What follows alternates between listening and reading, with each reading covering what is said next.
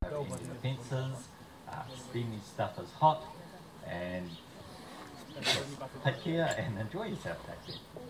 Now, the Lady Knox Geyser. Geysers are found in only a handful of countries around the world.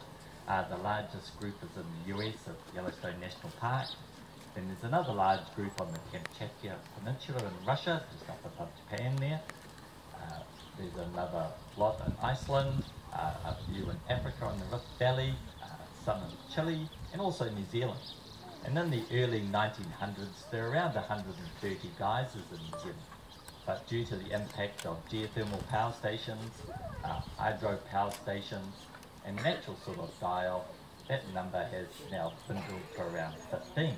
So the Lady Knox is a fairly rare event. It was actually discovered in the late 1800s by prisoners from New Zealand's first open prison plant, which was based in the back over here.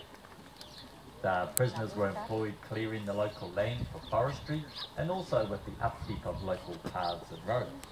So as you can imagine, that was a fairly dirty job, and the prisoners lacking any hot water back at the prison, they used to come down here and wash their clothes and themselves in the hot pools and hot streams around here. In those days, the geyser cone here was a lot lower, so it was about this sort of height. So it was like a small hot spring in among the rocks.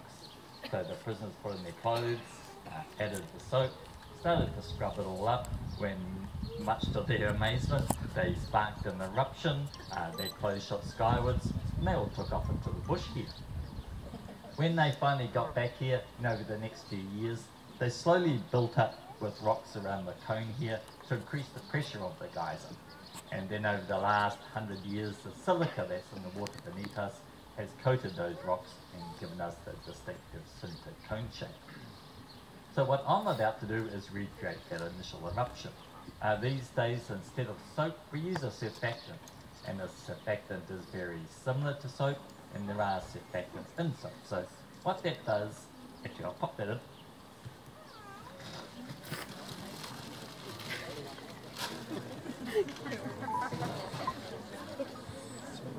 Right.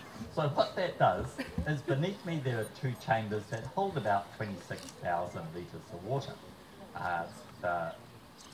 There's a larger, hotter chamber about 160 degrees, and above that is sitting a smaller, cooler chamber which is about 60 degrees Celsius. So that upper one acts like a pressure valve for that very hot water down below.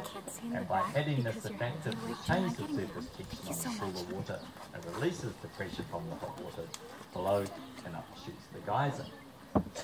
And before you all go, ooh, it's not a real geyser, it would still erupt without us adding it.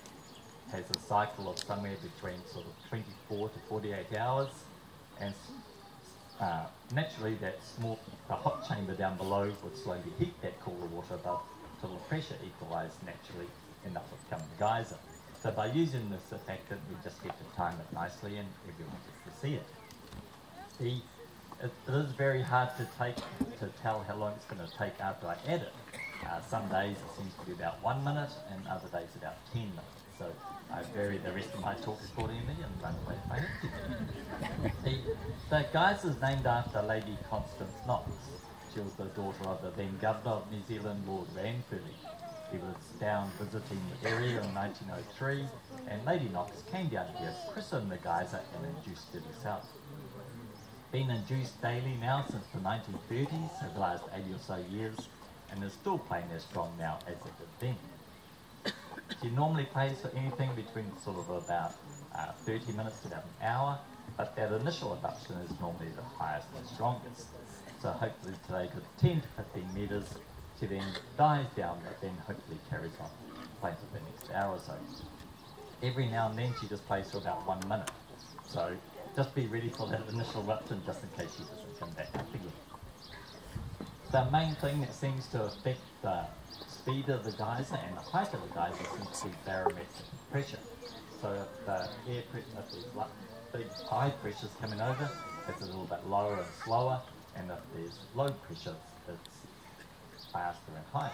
So it sort of works at opposites to that. If you have any questions about the geyser, please ask myself or any of us back at the visitor centre. We'll be happy to answer any questions. Looks like I should be making a move, so I hope you enjoy the geyser and the rest of your holidays. Thank you very much.